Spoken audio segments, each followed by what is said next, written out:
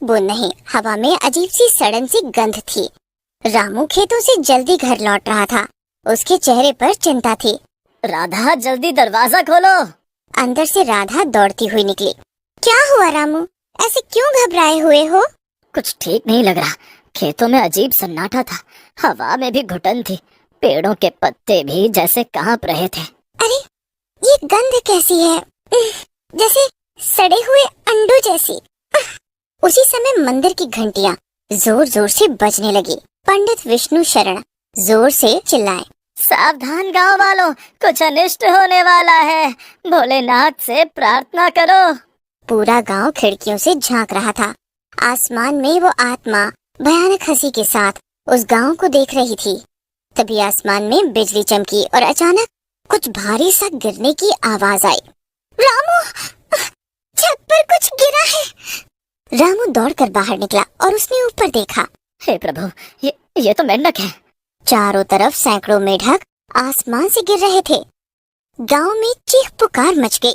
अंदर आ जाओ मुनिया, खिड़कियां बंद करो सब। भयानक आत्मा ऊपर से अपना प्रकोप दिखाकर बहुत खुश थी। अब इन गांव वालों को सबक मिलेगा। ये वही चिन्ह है, पाप की निशानी। अगली सुबह गांव वाले इकट्ठा हुए। माहौल गंभीर था। आज रात जो हुआ वो हमने पहले कभी नहीं देखा। आसमान से मेंढक, ये कोई प्राकृतिक बात नहीं है। मेरे घर की छत टूट गई, इतने मेंढक गिरे कि झाड़ू तक काम नहीं आई। तुम लोग सुनोगे नहीं, मैंने बरसों पहले ही कहा था, वो पुरानी बावड़ी को बंद मत करो। हाँ। कौन सी बावड़ी दादी? अरे, जिसे गांव के किनारे ईंटों से ढक दिया गया था, वहां से ही शुरू हुई थी मेंढकों की बारिश 40 साल पहले। उस रात भी मेंढक गिरे थे और फिर गायब हो गए थे 3 लोग। दादी ठीक कह रही हैं, वो बावड़ी शापित है। वहाँ एक तांत्रिक को मारा गया था। उसी ने मरते मरते कहा था, जब बारिश होगी जल नहीं बरसेगा, जानवर बरसेंगे और उसके साथ आएगी मौत। हमें जांच करनी होगी, लेकिन किसी को अकेले वहाँ नहीं जाना चाहिए। आज रात हम सब गांव के चौक में रहेंगे। रात हो जाती है। रामू नींद में था। अचानक उसे लगा जैसे कोई उसके कान में फुसफुसा रहा हो। रामू चीख पड़ा और उठ बैठा। ये सपना था या चेतावनी? रामू सुबह आंखें मलता हुआ उठा। दिल की धड़कनें अभी भी तेज थी। क्या हुआ रामू, रात को चीख कर उठे थे? कोई सपना देखा था क्या? सपना नहीं रहा था, शायद चेतावनी थी। किसी ने कहा बावड़ी को मत छूना, अगली बार इंसान गिरेंगे। हे भगवान, वो बावड़ी तो वर्षों से बंद है। मैंने तय किया है, आज मैं उस बावड़ी के पास जाकर देखूंगा। जो सच है उसे जानना जरूरी है। गांव वाले उस रात की बारिश के डर से अब भी संदेह से बाहर निकल पड़ा। सूखे खेतों और पुराने बबूल के पेड़ों को पार करते हुए वो उस जगह पहुंचा, बावड़ी का स्थान। वहां की मिट्टी काली हो चुकी थी, जैसे किसी ने वहां आग लगाई हो, और बावड़ी पर लगे ईंटों में दरारें आ चुकी थी। ये बावड़ी इतनी सड़ चुकी है जैसे कोई अंदर से खा रहा हो। वह झुककर दरारों में झांकने लगा। किसी पानी में कुछ गिरने की आवाज आई। कौन है वहाँ? एक क्षण के लिए सब शांत हो गया और फिर एक मेंढक रामू के कंधे पर गिरा। वो मेंढक अलग था। उसकी आंखें काली नहीं और उसके पैरों में बारीक सी सोने की जंजीर बंधी थी। ये आम मेंढक नहीं है, ये किसी चीज का संकेत है। तभी हवा में अजीब सी सरसराहट हुई। रामू के कानों में फिर वही आवाज गूंजी, तू बावड़ी तक आया है, अब वापस मत जा। पंडित विष्णु और कमला दीदी दोनों एक पुराने ग्रंथ को पढ़ रहे थे। ये देखो दादी, इस ग्रंथ में लिखा है, जहाँ गिरे मेंढक स्वर्ग से, वहाँ छुपा है नर्क का द्वार। यानी बावड़ी एक रास्ता है नरक की ओर। रामू वापस लौटा, लेकिन उसकी आंखों में कुछ अलग था। भय, संशय और एक हल्की सी झलक किसी अजनबी असर की। क्या हुआ, बावड़ी गए थे? हाँ, वहाँ कुछ था, कोई देख रहा था मुझे, लेकिन अब मुझे लगता है मुझे फिर जाना पड़ेगा। नहीं रामू, पंडित जी ने मना किया है। दादी ने बताया है वहाँ श्राप है।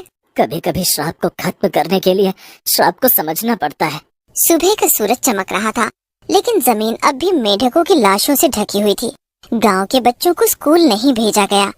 इधर चुपचाप बिना किसी को बताए रामू फिर उस शापित बावड़ी के पास गया। मुझे डर नहीं लग रहा। अजीब बात है, यहाँ कर मुझे शांति मिलती है, जैसे मैं यहीं का हिस्सा हूँ। रामू झांकता है और वो देखता है एक आत्मा इंसानी आकार की, लेकिन उसकी आंखें लाल थी। भैरवनाथ, क्या ये तुम हो? तभी वो आत्मा ऊपर उठती है, लेकिन पूरी नहीं निकलती। बस एक आवाज आती है, एक और बारिश और मैं मुक्त हो जाऊंगा। गुलाब सिंह ने गांव के बुजुर्गों की आपात बैठक बुलाई। अब समय आ गया है कि हम सरकार को खबर करें। ये मेंढकों की बारिश किसी प्राकृतिक वजह से नहीं हो रही, पर सरकार तो कहेगी ये टोड रेन है। विदेशों में भी ऐसा हुआ है कभी कभी। ये टोड रेन नहीं, ये तंत्र है, ये बारिश नहीं, भैरवनाथ की वापसी की प्रक्रिया है। और अगली बार सिर्फ मेंढक नहीं गिरेंगे, कुछ और भी गिरेगा। राधा नींद में थी, लेकिन बिस्तर पर रामू नहीं था। राधा उठती है और कमरे में उसे खोजती है। रामू, कहाँ गए तुम? फिर वो देखती है रामू आंगन के कुएं के पास खड़ा है, आसमान की ओर देखता हुआ। रामू, ये क्या कर रहे हो वहाँ तुम? रामू उसकी तरफ मुड़ता है। उसकी आंखें अब नीली नहीं लाल थी, जलती हुई। राधा कांप रही थी। उसके सामने रामू खड़ा था, पर वो रामू नहीं रहा था। अब उसके अंदर भैरवनाथ की आत्मा का एक अंश था। अब वो भूतिया रामू बन चुका था। तुम्हारी आंखें ये लाल कैसे हो गई? राधा उल्टे पांव भागी। राधा रोती हुई मंदिर के पुजारी विष्णु शरण के पास पहुंची। पंडित जी, रामू बदल गया है। उसकी आंखें, उसकी बातें, सब कुछ अजीब हो गया है। अब सिर्फ पूजा पाठ से कुछ नहीं होगा। अब उस बावड़ी को पूरी तरह बंद करना होगा, उससे पहले कि वो बाहर निकल आए। गांव में अब हर कोई फुसफुसा रहा था। पंडित विष्णु, गुलाब सिंह और कुछ गांव वाले पास के जंगल में एक पुराने ओझा के पास पहुंचे। तांत्रिक बालेश्वर, जिसके एक हाथ में मेंढक बंधे थे और गले में नरमुंडों की माला। भूतिया रामू अब हर रात खेतों में घूमता, बावड़ी से बात करता और बीच बीच में जोर से हंसता। अगली बारिश कब होगी? बावड़ी से फिर गूंज आई, पूर्णिमा की रात, 7 दिन बाद। और तभी भूतिया रामू के चारों ओर मेंढक इकट्ठा होने लगे, जैसे किसी तांत्रिक यज्ञ का मंडल। गांव में आग जलाई गई। बालेश्वर ने मेंढकों के पंजों को जलाकर धुएं से भविष्यवाणी की। आसमान काले बादलों से घिर चुका था। बिजली बार बार चमक रही थी। बावड़ी के पास बालेश्वर तांत्रिक, पंडित विष्णु, गुलाब सिंह, कमला देवी और सैकड़ों गांव वाले जमा थे। आज अगर हम हार गए तो हर साल इस गांव में मेंढकों की नहीं, लाशों की बारिश होगी। हवा अचानक भारी हो गई। बावड़ी से भयानक गूंज उठी। भूतिया रामू की आंखें पूरी तरह लाल हो चुकी थी। उसकी आवाज अब रामू की नहीं थी। भैरवनाथ का भूत पूरी तरह रामू पर हावी हो चुका था। बालेश्वर